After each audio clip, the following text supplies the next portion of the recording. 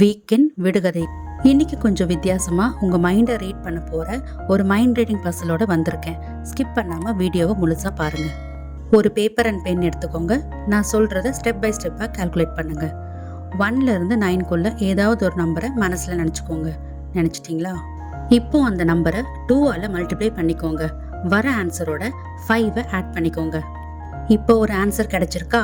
அதை 50ஆல மல்டிப்ளை பண்ணிக்கோங்க. வர ஆன்சரோட இந்த வருஷம் உங்க பர்த்டே ஏற்கனவே முடிச்சிருந்தா 1776 ஆட் பண்ணிக்கோங்க. ஒருவேளை இனிமே தான் வரப்போகுதுன்னா 1775 ஆட் பண்ணிக்கோங்க. இப்ப வர ஆன்சர்ல இருந்து நீங்க பிறந்த வருஷத்தை மைனஸ் பண்ணிக்கோங்க. இப்போ உங்க கையில 3 டிஜிட் நம்பர் இருக்கும், சரியா? அதுல ஃபர்ஸ்ட் டிஜிட் நம்பர் எதை குறிக்குதுன்னா நீங்க முதல்ல மனசுல நினைச்ச நம்பர், கரெக்டா?